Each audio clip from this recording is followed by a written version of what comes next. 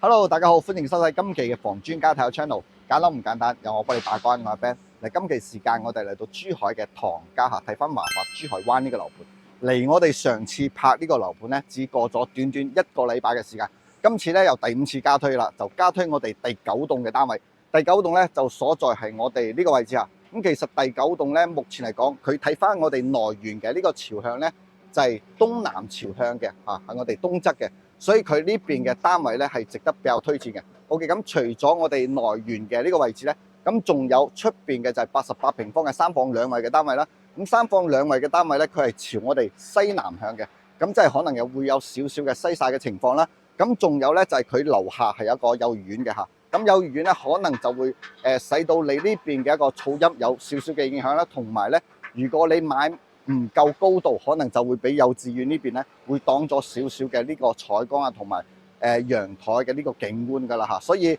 如果揀翻我哋呢棟樓咧，一定要注意。OK， 咁其實成個華發珠海灣嚟講咧，好似我哋呢邊嘅單位，佢1至6棟咧係比較密集嘅。咁同我哋鏡頭可以睇到，佢呢一排嘅單位咧嚇係會稍微密集啲。所以如果大家係中意第9棟呢邊嘅比較開揚嘅呢個樓座咧，係可以左上方即時 WhatsApp 阿 Ben 攞多啲資料去參考下。咁其實今次我哋過嚟咧，就冇辦法上到佢實體樓睇下，因為佢呢邊都係工地。咁今次過嚟咧，最緊要同大家睇一睇我哋成個珠海灣周邊嘅呢啲配套同埋佢區域情況，同埋咧今次都帶大家去睇一睇我哋目前佢7棟呢邊嘅樓王單位啦，240平方呢個戶型。咁究竟佢呢個戶型大概佢係總價差唔多600萬㗎啦，咁呢個總價值唔值得大家去買呢？或者成個華發珠海灣目前嚟講值唔值得大家去買 ？OK， 依家事不宜遲，入去我哋樓盤睇一睇。Hello， 咁依家咧就入到嚟我哋呢邊借住呢個 mon 睇翻佢 3D 嘅呢個俯瞰圖，同大家講一講我哋樓盤華發珠海灣周邊嘅呢個區域同埋佢嘅配套因為咧我覺得之前喺我哋唐家灣呢邊置業咧，多數都係唐家嘅本地人啦，就極少數嘅外地人。咁如果係我哋嗰個朋友咧，其實對呢個區域咧就置業比較少嘅，所以對呢個區域存在一定嘅陌生度啦。所以就借住呢度咧，同大家講一講我哋周邊嘅現有嘅配套同埋未來有嘅配套啊。咁我哋華發珠海灣咧，以呢度為界，咁其實成個唐家灣咧就會分為我哋珠海灣東邊呢一邊咧就係前環嘅。咁西邊後邊呢一塊咧就叫做後環，係咁樣分嘅嚇。咁我哋睇一睇呢邊咧就除咗有住宅啦，咁仲有舊城區，咁仲有好多嘅高新產業園啦，以電子半導體為主嘅嚇，仲有軟件園為主嘅。OK， 咁就睇到我哋產業咧就分別有呢個係金山軟件園啦，咁旁邊咧仲有一個係南灣智島嚇，咁佢呢邊咧都有公寓同埋一啲產業園嘅。咁後邊咧都會有一個人才公寓啦，因為我哋呢邊咧都係一個大學城，咁所以每年留喺呢度創業係工作嘅人群咧係比較多嘅，所以就會有人才公寓喺呢度嚇。咁再到呢一片嘅一個海域咧，就會比較多集中嘅海景嘅呢啲樓盤啦嚇，就分別有太平九月灣喺呢度嚇。咁呢一片咧就有格力海岸啊。咁格力海岸我哋都知道佢呢邊嘅一個濱海公園同埋佢前面嘅商業街都係唔錯嘅，做得嚇。咁佢之前呢邊嘅一啲海景單位咧，就25000到28000之間嘅呢啲海景房海景單位。咁再到下邊咧，咁仲有呢個天恒灣景啦。咁呢度咧，大家就比較熟知啦嚇，因為從呢邊一睇咧就知道呢度其實就係白沙灘華發嘅綠楊灣呢個位置。咁其實之前華發嘅綠楊灣咧係比較貴嘅，睇海景嘅話咧都要去到37000左右嘅呢個價錢啦嚇。OK， 咁睇翻我哋呢邊嘅一個配套啦。咁如果我哋華發珠海灣咧，從呢條路直行出去大概車程3分鐘就可以嚟到我哋唐人街呢個係商業廣場啦。咁佢對面咧就有我哋嘅綜合市場啦嚇。咁如果我哋去買菜買肉咁我哋大概步行15分鐘就可以嚟到呢個市場啦，或者車程3分鐘就可以嚟到呢個市場咁呢邊咧仲有我哋唐家醫院。咁其實我哋後邊呢一塊咧就會集中到一個舊城區就係成個唐家嘅呢啲人流基礎就會喺呢度係啦。咁我哋樓盤嘅對面咧呢一塊咧就係後環嘅呢個公園啦嚇，所以我哋如果係公園配套同埋我哋可以睇到成個濱海嘅呢啲海資源啊、海邊資源啊都係比較豐富嘅，係啦。咁再睇到我哋旁邊呢邊咧後環呢一個片區咧，就可以睇到呢度咧就係唐家嘅高爾夫球場啦嚇，佔地係好大嘅。咁再過到嚟咧，呢度就係唐家嘅呢個賽車場，係啦。咁呢邊咧都會集中一啲產業園啦，例如我哋嘅南方軟件園啊。咁呢邊咧仲有一個係微族手機，係啦。咁再到呢邊咧就係60萬平方嘅中山公園呢個樓盤咧就係人行嘅濱海灣呢邊咧就係萬科紅樹東岸咁大致上咧就係現有嘅。咁未有嘅話咧就係呢塊地從呢邊開始呢塊地咧係全部未有嘅，因為我哋華發珠海灣咧係成個片區入邊先至係第一個樓盤呢一點非常重要，因為成個片區嘅佔地咧就同我哋珠海嘅十字門係差唔多嘅，成個區域係啦。咁佢成個區域係未建嘅。咁我哋華發咧喺呢邊開發咗佢第一個樓盤珠海灣。咁未來呢邊嘅住宅用地咧，大概仲有10塊嘅住宅用地。咁除咗住宅用地咧，我哋呢邊仲有好多嘅產業園都係同珠海同埋深圳嗰邊合作嘅。呢個係高新產業園啦。只要係有半導體啦，一啲高科技嘅一啲智能系統同埋無人機系統。都會喺呢度落地嘅，因為我哋呢個位置咧，佢交通嚟講係同深珠通道嘅一個其中嘅落腳點，因為我哋深珠通道咧係先去到旗澳島，從旗澳島咧分開兩邊嘅一個 Y 字形橋咁呢邊咧就係作為佢其中一個落腳點嘅。咁另外一個落腳點咧就會喺我哋北圍呢個位置所以佢呢個產業園咧未來佢呢度發展好咧都係比較好嘅成個發展勢頭都係比較唔錯咁講翻我哋華發珠海灣啦，咁華發珠海灣嚟講嘅話咧，因為佢呢個係成個片區第一個樓盤，咁我哋依家入手值唔值得咧？咁其實我就覺得佢呢個樓盤嘅優缺點都係比較明顯啦。咁首先佢位於我哋成個片區嘅第一個樓盤嚟講嘅話咧，咁如果我哋首先喺27年收樓入住喺呢個位置嘅話，咁後邊咁多住宅樓，包括佢呢邊嘅產業，仲要去建設嘅話咧，咁對於我哋呢邊嘅影響，我覺得係比較大嘅所以大家買呢度咧，一定要知道成個片區嘅情況同埋我哋樓盤嘅優缺點要知道咩情況，即係避免我哋買入去未來咧受到太多嘅影響OK， 咁呢個樓盤佢究竟適合咩人群買咧？咁首先第一個，如果你想投資，你買呢度，你想未來佢升值，咁我覺得冇乜可能，因為我哋第一個樓盤後邊仲有10塊地嘅，咁佢不斷咁樣有新產品嚟講嘅話咧，你喺呢個位置呢個樓盤佢唔一定會升值，因為佢後邊仲有好多樓盤啊嘛，所以佢嘅價格咧佢唔一定會升值係啦。咁第二點咧就係佢呢邊佢呢個位置佢就唔多適合於養老嘅朋友，因為我覺得如果養老嘅朋友佢呢邊嘅環境雖然好，但係如果佢後邊咁多工地去建設嘅話咧，對於我哋喺呢邊生活咧特別老人家係會有一定影響嘅，比如周邊嘅空氣灰粉塵影響同埋周邊嘅水質咁可能都會有少少影響嘅OK， 咁適合咩人群咧？我就覺得如果係買喺呢度就比較適合咧係自己住嘅，即係或者係作為度假屋啦，經常翻去住，因為佢周邊嚟講咧雖然佢後邊有咁多地開發，但係佢呢個樓盤咧周邊嘅呢啲資源公園同埋佢周邊嘅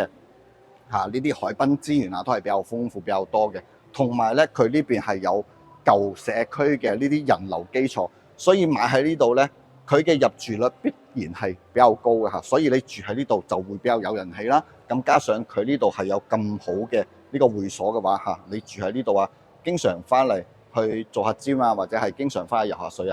去享受下佢個會所呢啲配套我覺得都係唔錯嘅OK， 咁我哋睇翻呢個樓盤咧，目前嚟講就係加推咗9棟呢個係9棟嚟嘅。OK， 咁9棟嘅一個優缺點咧，同大家講一講。咁佢前邊嘅呢兩戶就88平方嘅。咁其實88平方嘅呢個戶型咧，佢首先就係向翻我哋西南向嘅，所以會有少少嘅西曬。呢個係第一點。咁第二點咧，就係佢前面係個幼兒園所以你如果係買到低樓層嘅話咧，可能就俾幼兒園咧遮擋咗你個陽台嘅視線同埋咧可能幼兒園會有少少嘅小朋友上課嘅噪音啦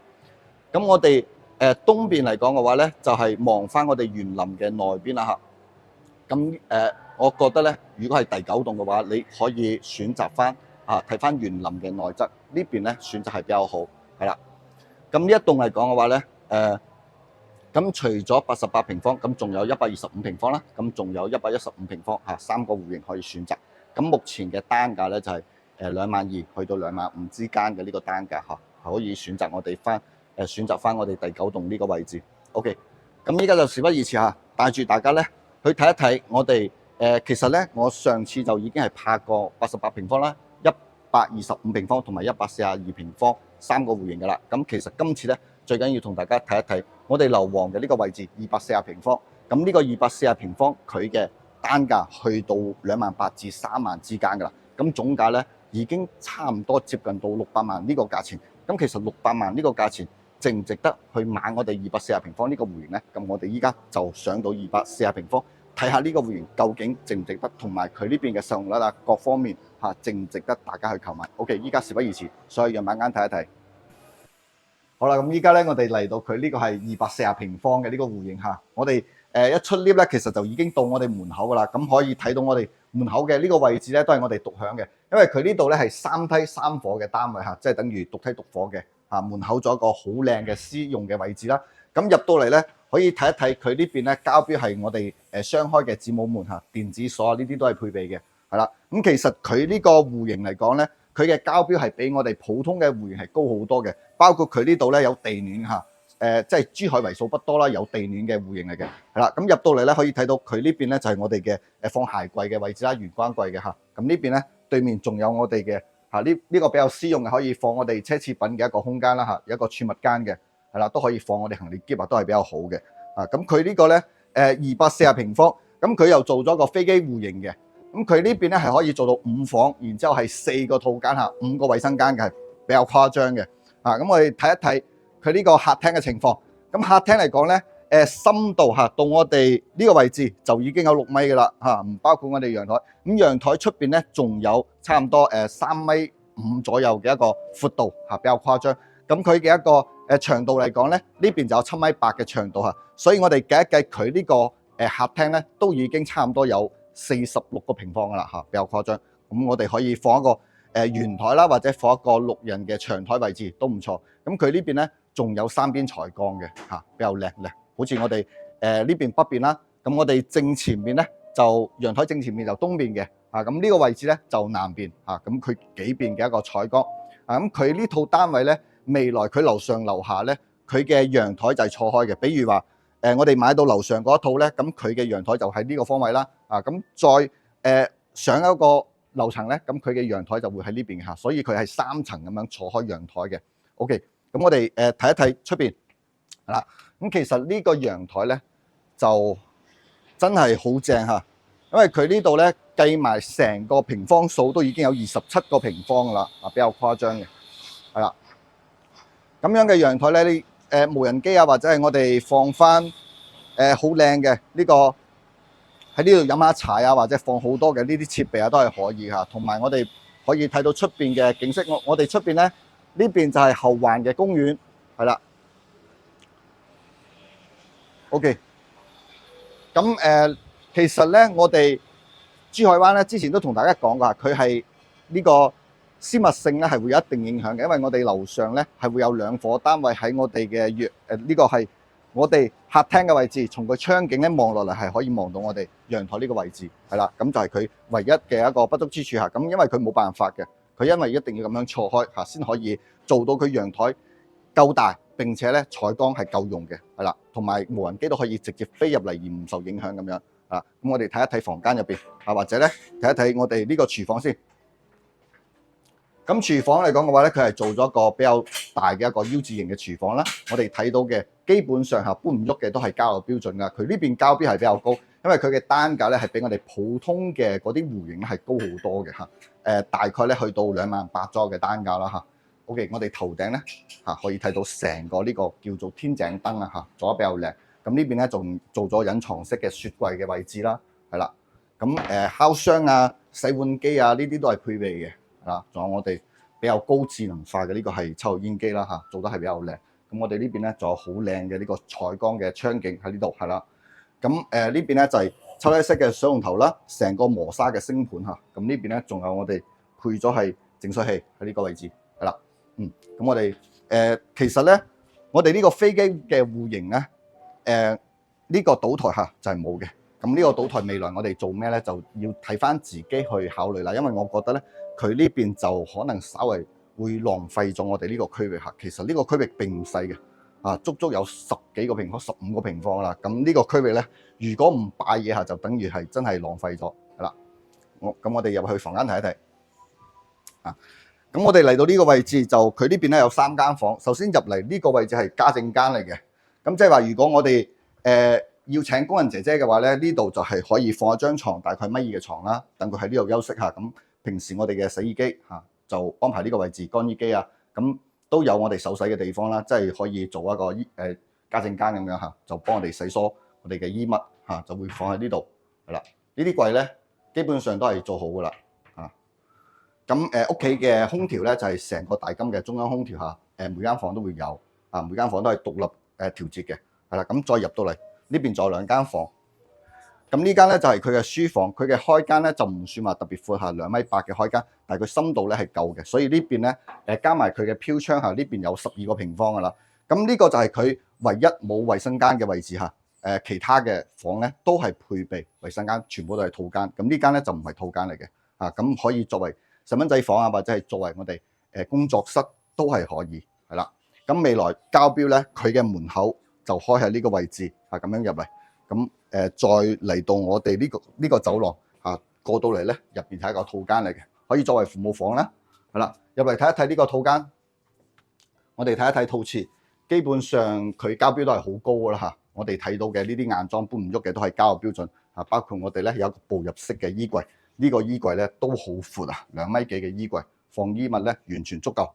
咁呢間房咧大概就13個平方啦嚇，可以放張1.6米嘅床做到3邊落床嘅位置。飄窗咧都送咗好闊成米嘅飄窗啦呢個方位佢成面嘅窗咧採光都唔錯咁就係佢呢個格局咁佢就分為兩邊我哋嘅廳喺正中間分為兩邊。咁我哋入門口嘅左手邊咧就會有3間房咁再到對面呢度咧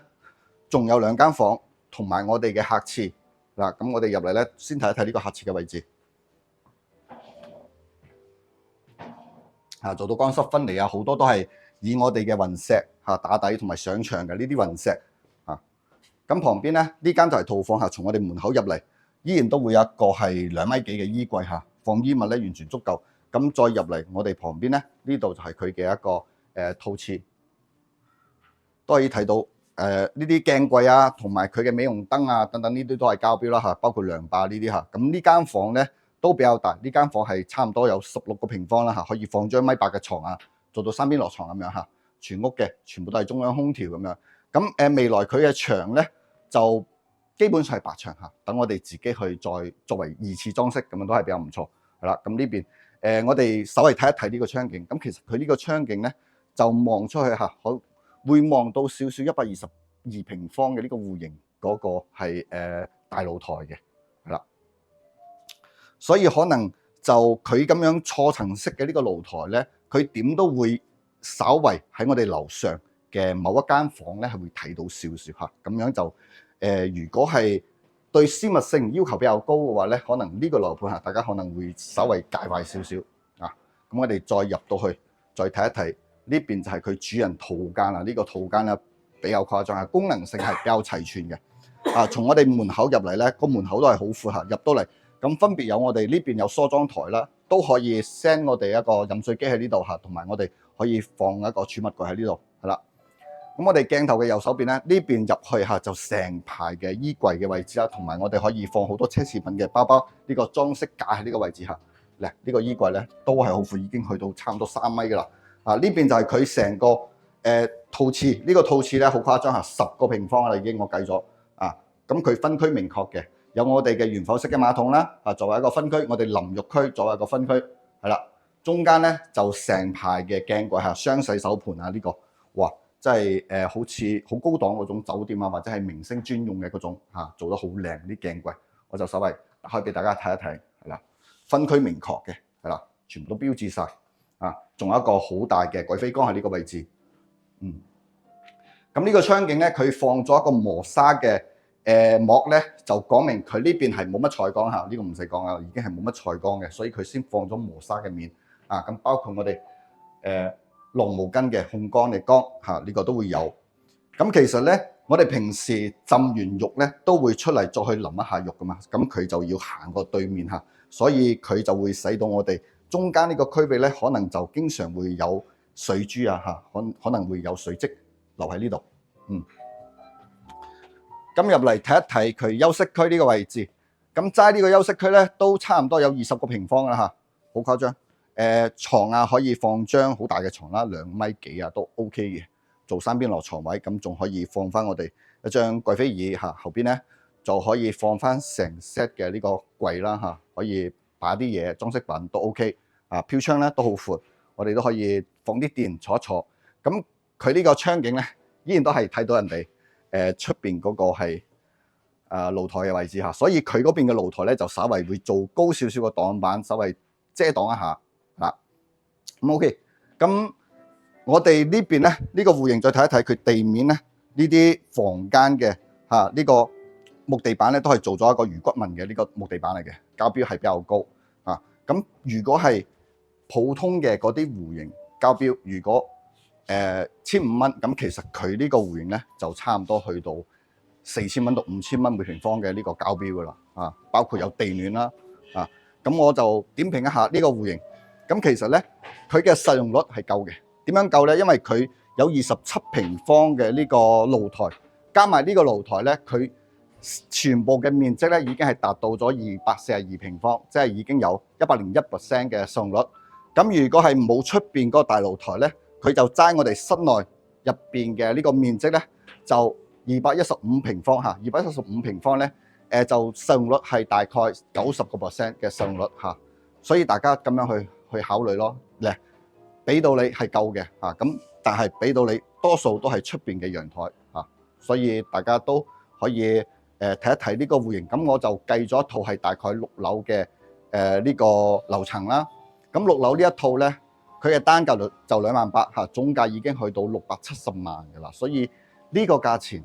咁其實你可以選擇嘅地方咧係比較多，600幾萬嘅話，其實去到我哋珠海市區或者去到十字門呢邊咧，我覺得都會可以有比較多嘅樓盤去選擇所以如果大家係中意呢個大露台一定要買呢個大露台，你可以睇一睇。咁如果你覺得呢個大露台咧可能唔經常用或者你可以睇到十字門嗰邊去做一個對比啦，或者去更多嘅我哋市中心嗰邊去作為一個樓盤嘅對比，咁樣係比較好OK， 咁今期又差唔多啦。咁如果大家對呢個樓盤有興趣，或者對呢個戶型有興趣咧，可以左上方 contact 翻阿 Ben 啦，攞多啲資料或者視頻睇一睇，或者嚟到現場呢邊去睇一睇咁我哋下期見啦，拜拜。